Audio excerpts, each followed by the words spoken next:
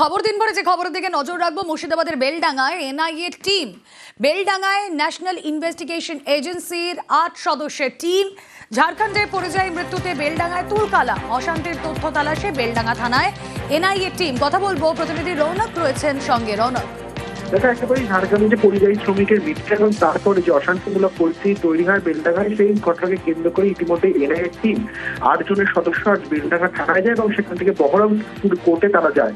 যে এফআইআর এনআইএর তরফ থেকে রেজিস্টার করা হয়েছে, মোট 35 জনের বিরুদ্ধে এফআইআর রেজিস্টার করা হয়েছে এবং যে ধারাগুলি সেখানে প্রয়োগ করা হয়েছে মূলত সরকারি কর্মচারীকে কাজে বাধাদান দেওয়া, পুলিশের ওপর আক্রমণ, বেআইনি জমায়েত এবং আনলফুল প্রিভেনশনাল অ্যাক্টিভিটিস অ্যাক্ট অর্থাৎ ইউএপিএ অ্যাক্টে মামলা রুজু করেছে এনআইএ এবং ইতিমধ্যে তারা বেলডাঙ্গা থানায় যান। সেখানে গিয়ে তথ্য যাচ করে দেখেন, অর্থাৎ পুলিশের থেকে যে তথ্য, যে ঘটনাকে কেন্দ্র করে পুলিশ তদন্ত করছিল সেই বিষয়ে তারা কিন্তু আজকে খুঁটিনাটি খুঁটিয়ে দেখে এবং বহরমপুর কোর্টে ইতিমধ্যে এনআইএর একটি টিম রওনা দিয়েছে। যে 35 জন অভিযুক্ত তাদেরও কিন্তু সন্ধান ইতিমধ্যে এনআইএর তরফ থেকে চালানো হচ্ছে।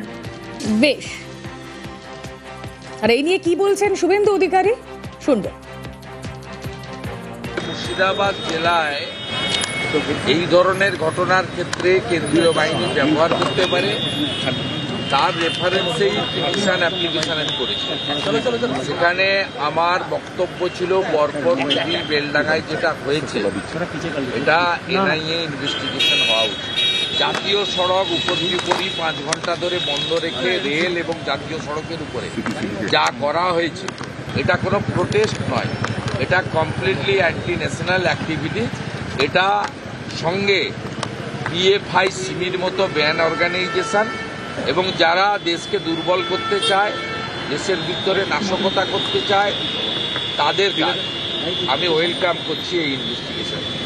পাল্টা তো তৃণমূলের